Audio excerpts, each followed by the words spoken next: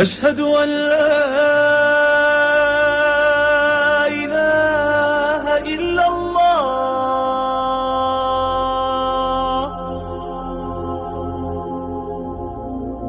أشهد أن محمدا رسول الله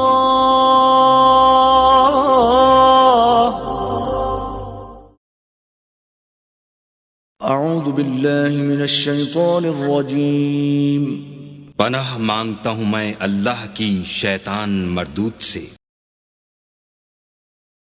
بسم اللہ الرحمن الرحیم شروع اللہ کے نام سے جو بڑا مہربان نہایت رحم والا ہے۔ In the name of Allah, the entirely merciful, the especially merciful. الحمد للہ رب العالمین سب طرح کی تعریف اللہ ہی کو سزاوار ہے جو تمام مخلوقات کا پروردگار ہے۔ All praise is due to Allah, Lord of the worlds. الرحمن الرحیم بڑا مہربان نہایت رحم والا۔ The entirely merciful, the especially merciful.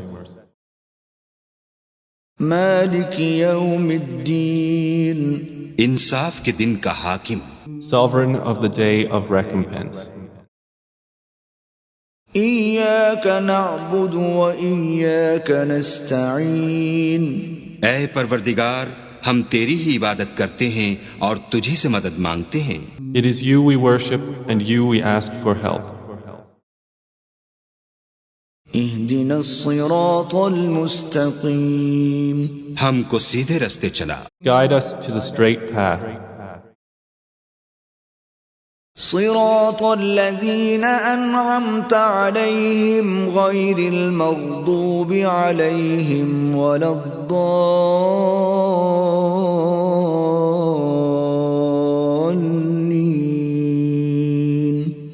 ان لوگوں کے رستے جن پر تو اپنا فضل و کرم کرتا رہا، نہ ان کے جن پر غصے ہوتا رہا اور نہ گمراہوں کے۔ Path of those upon whom you have bestowed favor, not of those who have evoked your anger or of those who are astray. یہ سورہ مبارکہ مصحف کے اعتبار سے تو پہلی سورت ہے ہی، سب کو معلوم ہے، لیکن یہ بھی نوٹ کر لیجئے کہ یہ نزول کے اعتبار سے بھی سب سے پہلی مکمل سورت جو حضور پر نازل ہوئی وہ یہی ہے۔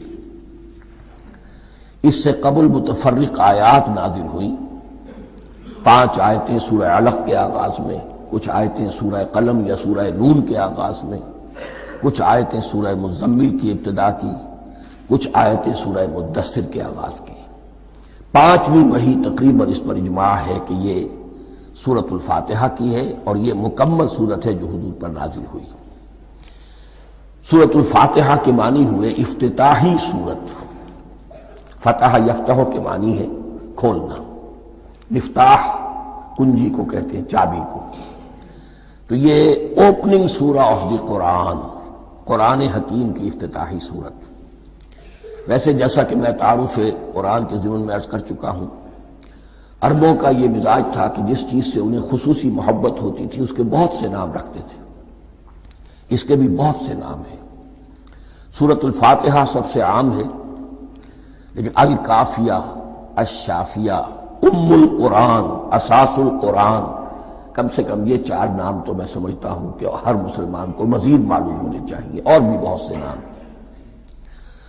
اس سورہ مبارکہ کی بالاتفاق و بالاجماع 7 آیتیں ہیں، اگرچہ ان کی ترتیب میں کچھ اختلاف ہے۔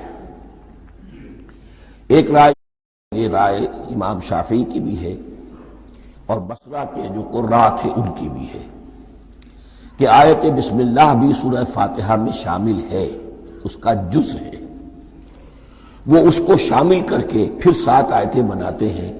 تو آخری جنہیں ہم 2 آیتیں سمجھتے ہیں، صراط الذین انعمت علیہم غیر المغضوب علیہم ولا الضالین، وہ ان کے نزدیک 1 آیت ہے۔ تو گویا کہ نتیجہ یہ نکلا کہ آیتوں کی تعداد 7 ہی رہتی ہے۔ امام ابو حنیفہ رحمۃ اللہ علیہ کا موقف اور کوفے کے جو قراء تھے ان کا بھی موقف یہ ہے کہ آیت بسم اللہ نہ سورہ فاتحہ کا جز ہے نہ کسی اور سورت کا جز ہے، سوائے ایک مقام پر جہاں حضرت سلیمان علیہ السلام کا خط جو ہے نقل ہوا ہے، جنہوں نے ملکہ سما کو لکھا تھا انہ من سلیمان و انہ بسم اللہ الرحمن الرحیم، تو قرآن کے متن میں صرف اسی جگہ پر یہ آیت شامل سمجھتے ہیں، باقی یہ صرف علامت کے طور پر کہ یہاں سے ایک نئی سورت شروع ہو رہی ہے درج کی گئی ہے۔ اس سورہ مبارکہ کو الصلاح قرار دیا گیا ایک حدیث میں، اس کا جو اسلوب ہے وہ دعا کا ہے، اور دعا کے ساتھ اس کی جو مناسبت ہے، اور پھر اسی کی وجہ سے ہماری نماز کا یہ جزو لا ینفک بنا دیا گیا، بلکہ ایک حدیث جو میں آپ کو سناؤں گا اس میں اسی کو نماز قرار دیا گیا، الصلاح یہی ہے۔ ویسے وہ حدیث مبارک موجود ہے، من لم یقرأ بفاتحۃ الکتاب لا صلاۃ لمن لم یقرأ بفاتحۃ الکتاب، جو شخص سورہ فاتحہ کی تلاوت نہیں کرتا اس کی کوئی نماز نہیں۔ اس کے حوالے سے بھی ہمارے ہاں دو مسلک ہیں، ذکر صرف اس لیے کر رہا ہوں کہ آپ کے علم میں ہو، ان میں کوئی بنیادی فرق نہیں ہے، کسی بھی ایک رائے کا انسان قائل اور حامل ہو سکتا ہے بغیر اس کے کہ دوسرے کو بالکل غلط قرار دے، بلکہ یہ کہ اس کے لیے بھی گنجائش اپنے ذہن میں اور اپنے دل میں رکھے۔ تو ایک رائے یہ ہے کہ یہ میں کیا عرض کر رہا تھا، کوئی بھول گیا ہوں۔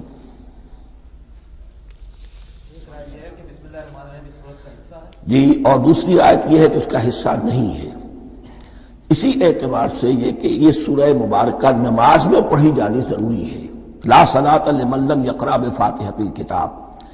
البتہ یہ اختلاف ہے، یہ بات جو میں ذکر کر رہا تھا جو ذہن سے نکل گئی، کہ آیا مقتدی جو ہے امام کے پیچھے کھڑا ہو کر جب نماز پڑھ رہا ہو تو کیا اس صورت میں بھی اس کے لیے لازم ہے کہ سورہ فاتحہ پڑھے؟ اس میں دو رائے ہو گئی، بلکہ تین۔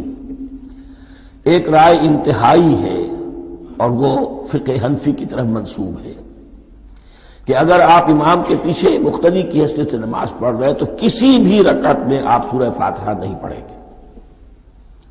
ایک دوسری بالکل برعکس رائے ہے، وہ امام شافعی رحمۃ اللہ علیہ کی ہے کہ ہر حالت میں، چاہے امام جہری رکعت پڑھا رہا ہو جس میں وہ بلند آواز سے سورہ فاتحہ پڑھ رہا ہو، اور چاہے وہ سری رکعت ہو، ہر حالت میں مقتدی کو بھی پڑھنی ہے۔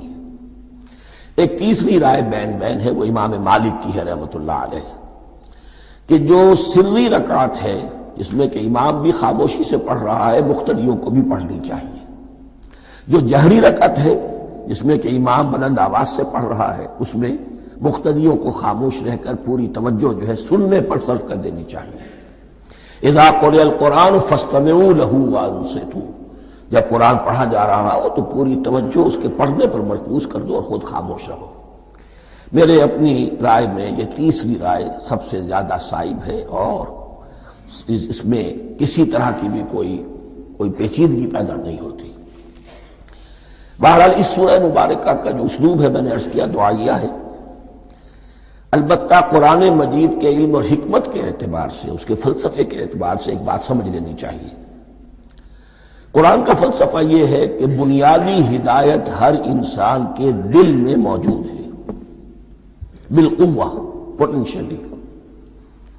یہ جو قرآن مجید یا اللہ کی کتابیں نازل ہوتی ہیں یہ انہیں ایکٹیویٹ کرتی ہیں، وہ اندر کی جو ڈورمنٹ کانشسنس ہے، خوابیدہ شعور جو ہے اسے بیدار کر کے، اور پھر یہ کہ اسے اجاگر کرتی ہیں۔ ہر سلیم الفطرت انسان اور سلیم العقل انسان، دو سلامتی شرط ہیں۔ سلیم الفطرت، نیچر پرورٹڈ نہ ہو، فطرت مسخ نہ ہو گئی ہو، عقل سلیم ہو، ان دونوں چیزوں کا نتیجہ یہ نکلتا ہے کہ وہ انسان از خود، بغیر کسی وحی کی رہنمائی کے، بغیر کسی نبی کی تعلیم کے سے استفادہ کیے ہوئے، از خود بھی کچھ حقائق تک پہنچ جاتا ہے۔ اور وہ حقائق کیا ہے؟ نمبر ایک یہ کہ اس کائنات کا ایک خالق ہے اور وہ ایک ہے، اور وہ تمام صفات کمال سے متصف ہے۔ نمبر دو یہ کہ انسان کی زندگی صرف یہ زندگی نہیں ہے، بلکہ ایک اور زندگی ہے کہ جس میں اس زندگی کے اعمال کے نتائج برآمد ہوں گے۔ یہ دو باتیں اس کی زیادہ وضاحت کے ساتھ جو ہے اس کا تذکرہ آئے گا سورہ لقمان میں، جہاں حضرت لقمان کی شخصیت کا تذکرہ ہے۔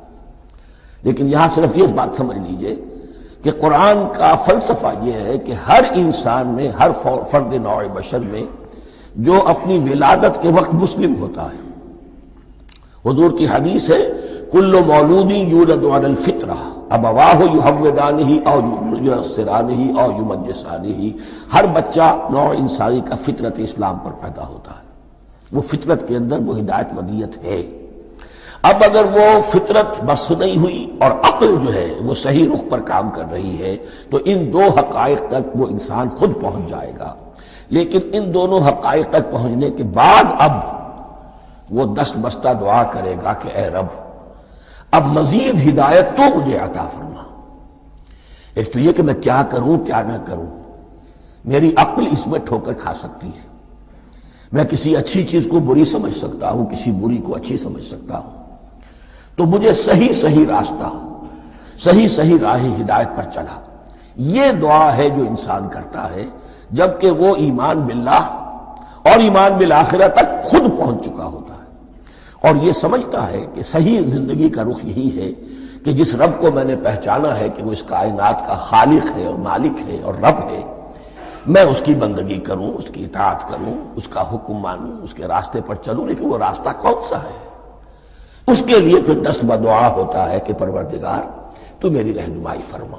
یہ مقام ہے کہ جہاں آپ سمجھ لیجئے اپنے آپ کو بھی آج اس جگہ پر تصور کرتے ہوئے پھر اس سورہ مبارکہ کو پڑھیے کہ آپ اس مقام پر اللہ کے فضل و کرم سے پہنچ چکے ہیں کہ اللہ کو آپ نے پہچان لیا اور اس کی توحید کو جان لیا، اس کی جملہ صفات کمال سے آپ واقف ہو گئے۔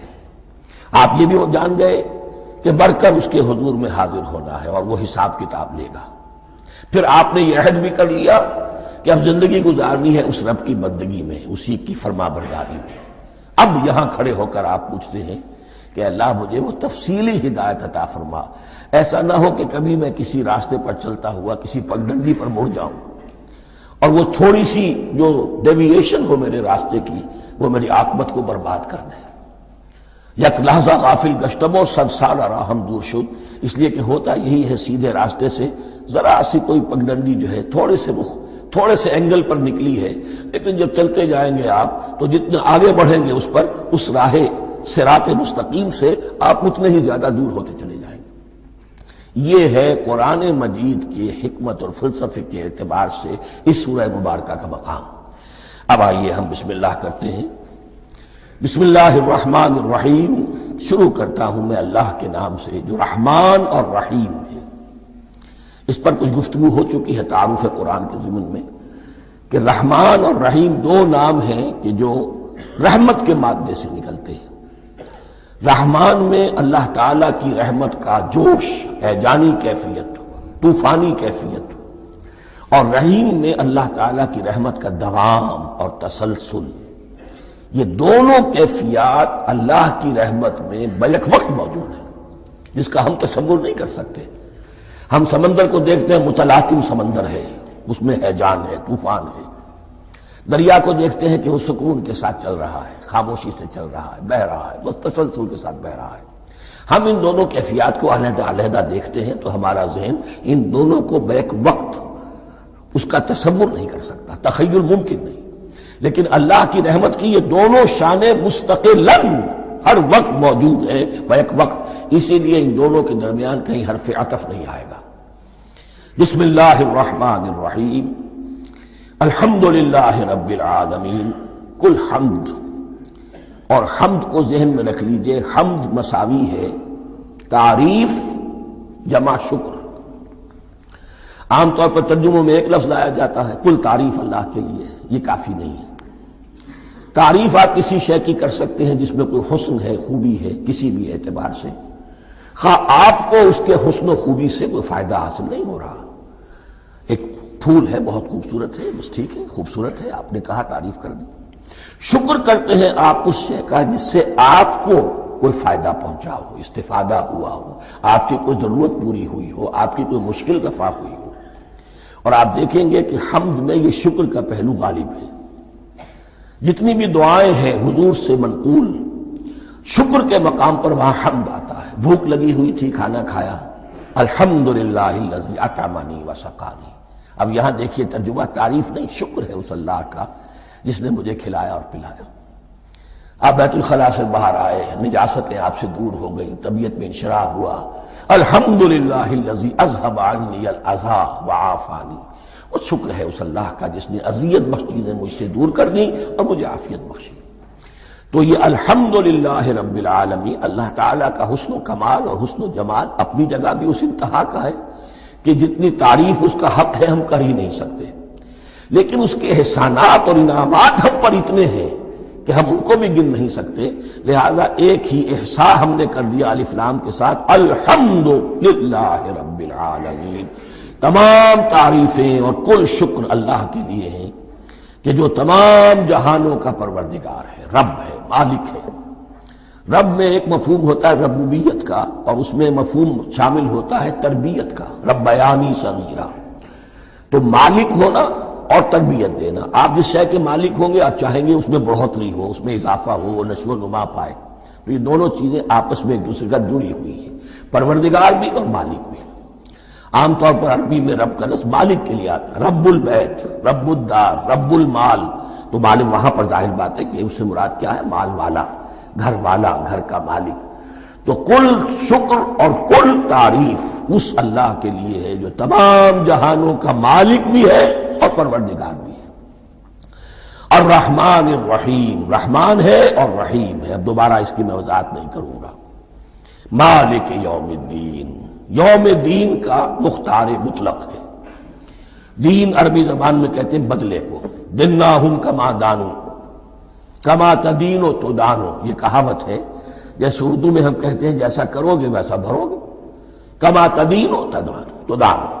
تو یہ ہے بدلہ، اس کا بنیادی مفہوم جو ہے وہ بدلہ ہے. تو بدلے کا ایک دن ہے جس دن فیصلہ ہوگا کہ کون کیا کما کر لایا ہے اور اسے کیا بدلہ ملنا چاہیے. آیا اس کا برائیوں کا پلڑا بھاری ہے کہ اسے سزا ملنی چاہیے، یا اس کی حسنات اور نیکیوں کا پلڑا بھاری ہے کہ اسے جزا ملنی چاہیے، اس کا انعام اور اکرام کے ساتھ معاملہ کیا جانا چاہیے. وہ ایک دن ہے، اسے ہم یوم القیامہ کہتے ہیں. اور لیکن اصل بات جو یہاں کہی گئی، یعنی ایک جملے میں تین باتوں کا اعتراف ہو رہا ہے. بعث بعد الموت، ایک دن آئے گا کہ ہم مرنے کے بعد تمام انسان اٹھا لیے جائیں گے. پھر حساب و کتاب، پھر اللہ کے ہاں حاضری ہوگی اور حساب کتاب ہوگا. اور تیسرا یہ کہ اس حساب کتاب کے دن کا مختار مطلق اللہ ہے. یعنی کسی اور کو اپنے ذہن میں سہارا بنا کر آپ زندگی گزاریں کہ وہ مجھے چھڑا لے گا، یا وہ ہستی جو ہے اتنی زوردار ہے کہ وہ مجھے بچا لے گی. اس سے اپنے دل کو، اپنے ذہن کو بالکل پاک کر لیجئے. مالک یوم الدین، ایک دوسری جگہ پر قرآن میں آیا ہے اس روز کوئی پکارنے والا پکارے گا لمن الملک اليوم للہ الواحد القہار. آج کے دن کس کا اختیار مطلق ہے؟ اور پھر کہا جائے گا اللہ کے لیے الواحد قہار، جو پوری طرح چھایا ہوا ہے، بس تولی ہے. تو مالک یوم الدین، جو جزا و سزا کے دن کا مالک ہے. اب یہاں سے کلام ایک رخ بدل رہا ہے. ابھی تک تو یہ غائبانہ انداز میں کلام ہو رہا ہے، اللہ سے خطاب نہیں آیا اس میں ابھی. الحمدللہ رب العالمین الرحمن الرحیم مالک یوم الدین. اب خطاب ہے ایاک نعبد و ایاک نستعین، ہم صرف تیری ہی بندگی کرتے ہیں اور کریں گے، اور ہم صرف تجھ ہی سے مدد مانگتے ہیں اور مانگیں گے. یہ ترجمہ میں کیوں کر رہا ہوں کہ یہ فعل مضارع ہے. عربی زبان میں فعل مضارع حال اور مستقبل دونوں کو کور کرتا ہے. ایاک کا جو ہے مفعول فاعلی جو ہے، مفعول جو ہے اس میں ضمیر مفعولی اسے پہلے لا کر حشر کا مضمون پیدا ہو گیا. ہم تیری بندگی کرتے ہیں نہیں، ہم تیری ہی بندگی کرتے ہیں اور کریں گے. حال میں ترجمہ کیجئے تو یہ اظہار حال ہے، اور مستقبل میں ترجمہ کیجئے تو یہ ایک عہد ہے، قول و قرار ہے، بہت بڑا معاہدہ ہے. وَإِيَّاكَ نَسْتَعِينُ، اور صرف تجھ ہی سے مدد مانگتے ہیں اور مانگیں گے. اس میں بھی حال کا ترجمہ اظہار حال. اللہ کرے کہ واقعی ہمارا حال وہی ہو. جب ہم یہ الفاظ کہتے ہیں تو واقعتاً ہم اس پر پورے اتر رہے ہوں کہ اسی کی بندگی کر رہے ہوں اور اسی سے ساری استعانت اور استمداد کر رہے ہیں۔ جہاں تک مستقبل کا تعلق ہے وہ پھر ایک عہد ہے، اہدنا الصراط المستقیم۔ یہ مقام وہ آ گیا کہ یہاں تک تو اے پروردگار ہم پہنچ گئے، تیرے فضل سے، تیرے کرم سے۔ فطرت سلیمہ بھی تیری عطا کردہ تھی، عقل سلیم بھی تیری ودیعت کردہ تھی، ان دونوں کی روشنی سے ہم یہاں تک تو پہنچ گئے۔ اب ہماری جو ضرورت ہے، احتیاج ہے، وہ کیا ہے؟ اہدنا الصراط المستقیم، ہدایت بخش ہمیں سیدھے راستے کی۔ یہاں دو باتیں سمجھ لیجئے۔ انفرادی سطح پر انسان کے لیے نہ معلوم کتنے مرحلے آتے ہیں ہر روز کہ جس میں وہ ایک ٹھٹک کر کھڑا ہو جاتا ہے، یہ کروں یا یہ کروں، دو آلٹرنیٹو سامنے آ رہے ہیں، فیصلہ کرنا مشکل ہو رہا ہے۔ قدم قدم پر ہدایت کی ضرورت ہے، اور اجتماعی طور پر نوع انسانی تین بڑے بڑے تمدنی مسائل میں واقعہ یہ ہے کہ تسلیم کر لیا جانا چاہیے کہ عقل انسانی اس کو راستہ نہیں دکھا سکتی۔ عام معاشرتی سطح پر مرد اور عورت کے درمیان حقوق اور اختیارات کا کیا توازن ہو، ناممکن ہے، انسان طے نہیں کر سکتا۔ انسان یا مرد ہے یا عورت ہے۔ عورت سوچے گی اپنے لحاظ، اپنے جذبات کا، اپنے خیالات کا لحاظ رکھے گی، مرد کے جذبات و احساسات کا اس کا کوئی تصور ہی ممکن نہیں۔ مرد سوچے گا اسے اپنے احساسات معلوم ہے، لیکن یہ کہ عورت کے احساسات سے وہ نابلد ہے، ان کو محسوس کر ہی نہیں سکتا۔ لا محالہ وہ اپنے بارے میں وہ جو بھی نظام بنائے گا اس میں وہ اپنی بالادستی رکھے گا۔ وہ تو ایک ہی ہستی ہو سکتی ہے کہ جو دونوں کی خالق ہے، مرد کی بھی عورت کی بھی، اور اس کو دونوں سے محبت ہے، دونوں کا خیر خواہ ہے، دونوں کا رب ہے، دونوں کو پروان چڑھانا چاہتا ہے۔ اسی طرح فرد اور معاشرہ یا ریاست، حکومت اور ریاست ہمیشہ یہ چاہتی ہے کہ سارے اختیارات ہمارے ہاتھ میں آ جائیں، ٹوٹلیٹیرین سوسائٹی ہو، بس ہم حکم دیں اور لوگ اس پر چلیں۔ افراد یہ چاہتے نہیں، ہمیں آزادی ہونی چاہیے۔ اب آپ دیکھیے کہ دنیا میں کتنے جھگڑے چلتے ہیں اسی پر، فریڈم فریڈم فریڈم۔ وہ فریڈم واقعتاً اپنی جگہ پر ایک شے ہے، افراد کی آزادی ہونی چاہیے، لیکن افراد کی آزادی اتنی نہ ہو جائے کہ وہ مادر پدر آزاد ہو جائے، کوئی قانون، کوئی قاعدہ، کوئی اخلاقی کوئی حدود اور قیود جو ہے ان کا پابند نہ رہے۔ تو اب کہاں ہے وہ نقطہ اعتدال کہ جس میں انسان کی انفرادی آزادی، انفرادی اختیار اور ادھر اجتماعی مصلحتیں جو ہیں ان کو بیلنس کیا جا سکے؟ انسان طے نہیں کر سکتا، صرف اللہ ہی اس کے لیے نظام دے سکتا ہے۔ تیسرا مسئلہ ہے سرمایہ اور محنت، اس میں کیا توازن ہو؟ سرمایہ اور محنت دونوں مل کر کچھ بنا رہے ہیں، کچھ پروڈیوس کر رہے ہیں۔ اب اس میں نفع جو ہوا ہے اس میں سرمایہ کا کتنا حصہ ہونا چاہیے اور لیبر کا کتنا ہونا چاہیے، کون طے کر سکتا ہے؟ اس کے لیے بھی کہ ایسا نہ ہو کہ سرمایہ داری جو ہے آکاش بیل بن کر پورے معاشرے پر چھا جائے، اور غریب بیچارہ، مزدور بیچارہ، کاشتکار بیچارہ وہ گویا کہ چکی کے دو پارٹوں میں پس کر رہ جائے، اس کی کوئی حیثیت نہ رہ جائے۔ لیکن یہ کہ دوسری طرف اگر یہ کہ مزدور کا جو حق ہے اس سے زیادہ اس کو دے دیا جائے تو سرمایہ جو ہے وہ سکڑ جائے گا، شائی ہو جائے گا، وہ پھر میدان میں نہیں آئے گا۔ کیا کیا جائے؟ کون سا نقطہ عدل و اعتدال ہے؟ یہ تین مسائل ایسے ہیں، اہدنا الصراط المستقیم۔ تو یوں سمجھیے کہ ایک جو بنیادی ہدایت تھی، ایک اللہ کو پہچان لینا، یہ جان لینا کہ کل حسن و جمال اور تمام انعام و اکرام کا منبع اس کی ذات ہے، وہ رحمان ہے اور رحیم ہے، اور یہ جان لینا کہ مرنے کے بعد جی اٹھنا ہے، حساب کتاب ہے، فیصلہ ہوگا جزا و سزا کا، اور مختار مطلق اس دن کا اللہ ہے۔ پھر یہ عہد کر لینا ایاک نعبد و ایاک نستعین۔ اس کے بعد دعا، پروردگار ہمیں ہدایت پر قائم رکھ، ہماری ہدایت میں اضافہ فرما۔ اس ہدایت کے لفظ کو سمجھ لیجئے، بنیادی ہدایت، تفصیلی ہدایت، قدم قدم پر ہدایت، ہدایت پر ہدایت۔ والذین اہتدوا زادہم ھدی، جو لوگ ہدایت کے راستے پر آتے ہیں اللہ ان کی ہدایت میں اضافہ کرتا ہے۔ تو یہ قدم قدم پر ہمیں ہدایت کی ضرورت ہے اور مرحلہ وار ضرورت ہے۔ ہدایت اس کو بھی کہتے ہیں کہ کسی نے آپ سے کوئی پتہ پوچھا، آپ نے کہا ادھر جانا، پھر دوسری گلی میں مڑنا، پھر جانا دو تین لائٹیں چلے جانا، پھر مڑنا، وغیرہ وغیرہ، یہ بھی ہدایت ہے، نظری طور پر آپ نے بتایا ہے۔ ایک ہدایت یہ ہوئی کہ بھائی میں چلتا ہوں آپ کے ساتھ، میں آپ کو وہاں تک پہنچا دوں گا تاکہ آپ کو دقت نہ ہو، آپ نے منزل تک پہنچا دیا۔ ان دونوں کے درمیان، یہ تو میں نے ایک فرد کی مثال دی ہے، اللہ اور بندے کے درمیان نہ معلوم کتنے مراحل ہیں ہدایت کے۔ تو کسی وقت بھی انسان اپنے آپ کو ہدایت خداوندی سے مستغنا نہیں سمجھ سکتا، اور نہیں تو پروردگار جو ہدایت دی ہے اس پر ہدایت پر قائم رکھ۔ کیا پتہ شیطان کا کوئی حملہ، کیا پتہ ہمارے نفس کی کوئی شرارت کسی ایسے رخ پر ہمیں ڈال دے کہ اب تک کی ساری کمائی بھی ضائع ہو جائے۔ لہذا یہ نہ سمجھیے کہ جب یہ ساری چیزیں ان کو معلوم تھی، ان چیزوں کا تو اقرار کر رہے تو اب ہدایت کون سی مانگ رہے ہیں؟ تو ہدایت کا تو بڑا میدان کھلا ہوا ہے، اور اس ہدایت کی وہ جو میں نے آخری شکل آپ کو بتائی ہے کہ منزل مقصود تک پہنچا دے، یہ ہدایت بھی قرآن مجید میں اس معنی میں بھی لفظ آیا ہے کہ اہل جنت جب جنت میں داخل ہوں گے تو جو ترانہ حمد ان کی زبان پر اس وقت ہوگا وہ کیا ہے؟ الحمدللہ الذی ہدانا لہذا وما کننا لنہتدی لولا ان ہدانا اللہ۔ کل شکر اس اللہ کا جس نے ہمیں یہاں تک پہنچا دیا، ہدایت دی یہاں تک پہنچا دیا، اور ہم ہرگز نہ پہنچ پاتے، ہم ہرگز ہدایت یافتہ نہ ہو سکتے اگر اللہ ہی ہمیں ہدایت نہ دیتا۔ اہدنا الصراط المستقیم، سیدھا راستہ، صراط الذین انعمت علیہم، اب اس کی مزید وضاحت ہے، راستہ اس کا ان لوگوں کا جن پر تیرا انعام ہوا۔ یہ کون لوگ ہیں؟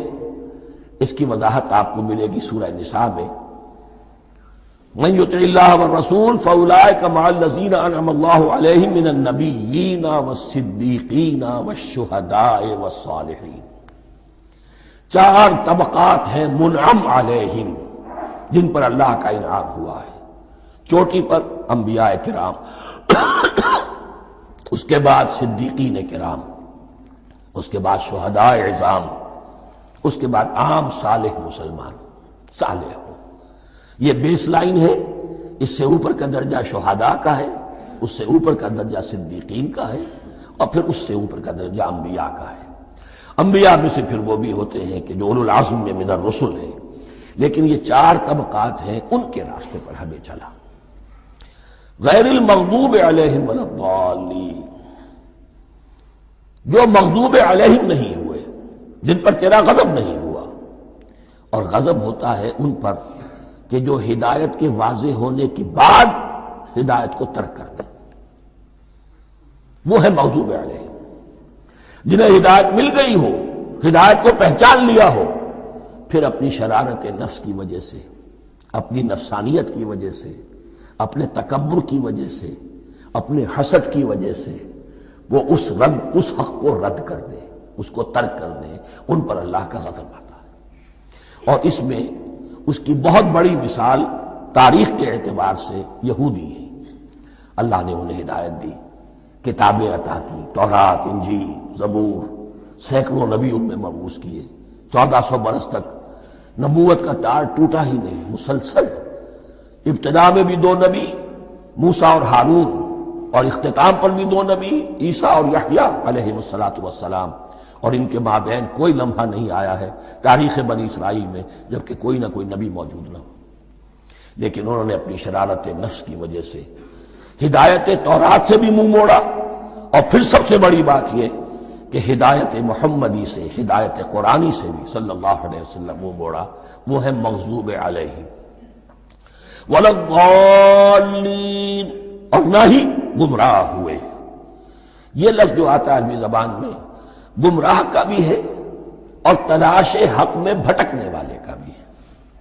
ایک وہ شخص ہے جس پر حق ابھی واضح نہیں ہوا، وہ تلاش میں ہے، اس کے لیے بھی ضال کا لفظ آئے گا۔ اسی طرح کوئی شخص کسی کے عشق اور محبت میں ایسا ہو جائے، دیوانہ ہو جائے، اس کو بھی ضال کہتے ہیں، یعنی اس کے اوپر جذبات کا اتنا غلبہ ہو گیا ہے کسی کی محبت اور عشق کی بنا پر۔ تو حضور کے لیے یہ لفظ آیا ہے وَوَجَدَكَ ضَالًّا فَهَدَىٰ، اور یہ تو سورۃ الضحیٰ ہے، اکثر بیشتر لوگوں کو یاد ہوگی۔ تو یہ جو ضال کا لفظ ہے اس میں سمجھ لیجئے ضروری نہیں ہے کہ وہ گمراہ ہو، بلکہ وہ بھی کہ جو ابھی راہ ہدایت کی طلب میں، اس کے حصول کے لیے اس کی تلاش میں کوشاں ہے، اور وہ بھی کہ جو کسی مغالطے کی وجہ سے حق سے منحرف ہو جائے۔ یہ بھی جان لیجئے کہ ایک ہے بدنیتی، تکبر، حسد، حق کو جان کر پہچان کر رد کر دینا یا چھوڑ دینا یا ترک کر دینا، ایک ہے کسی غلطی میں، کسی جذبات کے اندر آ کر، کسی غلو کے اندر مبتلا ہو کر اور حق سے منحرف ہو جانا۔ اس کی جو سب سے بڑی مثال ہے وہ نصارہ ہے، عیسائی ہے۔ حضرت مسیح کو انہوں نے مانا لیکن غلو کیا، یہ لفظ آئے گا آگے، لا تغلو فی دینکم، اپنے دین میں غلو نہ کرو۔ جیسے ہمارے ہاں بھی بعض لوگ ہیں جو حضور صلی اللہ علیہ وسلم کی تعریف میں، حضور صلی اللہ علیہ وسلم کے ساتھ اپنی محبت کے اظہار میں غلو کر جاتے ہیں۔ یہ انتہا درجے کو ہو گیا تھا حضرت مسیح علیہ السلام کے ماننے والوں میں، اور اس کی بنا پر انہوں نے تثلیث کا عقیدہ ایجاد کر لیا اور حضرت مسیح علیہ السلام کو اللہ کا بیٹا بنا دیا۔ تو اس کی سب سے بڑی مثال ضالین کی اس اعتبار سے کہ ہدایت پانے کے بعد کسی بدنیتی سے نہیں بلکہ کسی اچھے جذبے میں غلو کی وجہ سے رسول سے محبت کرنا تو اچھا جذبہ ہے، لیکن یہ محبت بھی ایک حد میں رہنی چاہیے۔ غلو کرے گی تو ظاہر بات ہے کہ اس کے بعد وہ گمراہی کی طرف لے جائے گی۔ یہ ہے اس سورہ مبارکہ کا ترجمہ، اور اس کے بعد آخر میں آمین کہنا یہ مسنون بھی ہے، کہنا چاہیے۔ البتہ اختلاف یہاں بھی صرف اتنا ہے کہ نماز میں جب آپ امام کے ساتھ ہیں، وہ اگر جہری قرات کر رہا ہے تو آیا اس کے بعد آپ کو بھی بالجہر کہنا ہے آمین یا نہیں کہنا، یہ اختلاف ہے، ان میں کوئی فرق واقع نہیں ہوتا۔ یہ چیز متفق علیہ کہ کہنا ہے آمین، بلکہ یہ آمین تو یہودیوں میں ہے، یہ آمین جو ہے یہ عیسائیوں میں بھی ہے۔ ان کی بھی جو پریئر لارڈس پریئر ہے اس کے بعد آمین، وہ آمین کہتے ہیں، وہ فرق، وہ لفظ ایک ہی ہے، اس لیے کہ عبرانی زبان اور عربی زبان یا تو ہم یہ کہہ سکتے ہیں کہ دونوں بہنیں ہیں، کوئی ایک مشترک زبان تھی ان کی ماں جس کی یہ دو بیٹیاں ہیں، اور یا یہ کہنا پڑے گا کہ عربی زبان کی ماں جو ہے وہ عبرانی زبان ہے۔ بہرحال بڑا قریبی رشتہ عربی کا اور عبرانی کا ہے، اس اعتبار سے وہ آمین۔ اب آپ کو معلوم ہے ہم السلام علیکم وہ کہتے ہیں، وہ سلام کہتے ہیں، فرق کیا ہے؟ وہ تو تلفظ کا فرق ہے۔ اسی طریقے سے اور بہت سے الفاظ ہیں، میں بعد میں بتا۔ اب میں اس سورہ مبارکہ کے بارے میں خاص حدیث آپ کو سنانا چاہتا ہوں، اور اسی سے در حقیقت جو امام ابو حنیفہ کا موقف ہے رحمۃ اللہ علیہ، اس کی حقانیت مزید مبرہن ہو جائے گی۔ یعنی کیا کہ آیت بسم اللہ سورہ فاتحہ کا جز نہیں ہے، سورہ فاتحہ الحمدللہ رب العالمین سے شروع ہوتی ہے۔ وہ میں آپ کو بتانا بھول گیا کہ جن کے نزدیک یہ سورت کا جز ہے وہ پھر جہری قرات میں بسم اللہ الرحمن بھی بلند آواز سے کہیں گے، اور جن کے نزدیک یہ سورہ فاتحہ کا جز نہیں ہے وہ نہیں کہیں گے، وہ الحمدللہ رب العالمین سے قرات کریں گے۔ تو کوئی فرق نہیں ہے بنیادی۔ یہ حدیث جو ہے یہ مسلم شریف میں ہے اور حدیث قدسی ہے، اس کے راوی حضرت ابو ہریرہ ہے رضی اللہ تعالی عنہ، اور اس حدیث نے اس سورت کے مضامین کا نہایت عمدہ تجزیہ کر دیا ہے۔ حدیث کے الفاظ سن لیجئے، قسمت الصلاۃ بینی و بین عبدی نصفین۔ اللہ تعالیٰ فرما رہے ہیں، حدیث قدسی ہے، میں نے نماز کو، صلاۃ کو اپنے اور اپنے بندے کے درمیان آدھا آدھا تقسیم کر لیا، فنصفها لی ونصفها لعبدی، اس کا نصف جو ہے وہ میرے لیے ہے اور نصف جو ہے وہ میرے بندے کے لیے ہے، ولعبدی ما سأل، اور جو میرے بندے نے مانگا میں اسے دوں گا، میرا وعدہ ہے یا میں نے اسے دیا۔ اس کے بعد اس کی تفصیل آتی ہے، اذا قال العبد، جب بندہ کہتا ہے الحمدللہ رب العالمین، قال اللہ حمدنی عبدی، جب بندہ کہتا ہے الحمدللہ رب العالمین، اللہ فرماتا ہے میرے بندے نے میری حمد کی۔ وَإِذَا قَالَ الرَّحْمَنِ الرَّحِيمِ قَالَ اللَّهُ اثْنَى عَلَيَّ عَبْدِي، جب بندہ کہتا ہے الرحمن الرحیم، اللہ فرماتا ہے میرے بندے نے میری ثنا کی۔ وَإِذَا قَالَ مَالِكِ يَوْمِ الدِّينِ قَالَ اللَّهُ تَعَالَى مَجَّدَنِي عَبْدِي، میرے بندے نے میری تمجید بیان کی، میری بزرگی بیان کی۔ اب یہ تین آیتیں ہو گئیں، تینوں میں اللہ کی حمد ہے، ثنا ہے، تمجید ہے، یہ تین آیتیں خالص اللہ کے لیے ہو گئی۔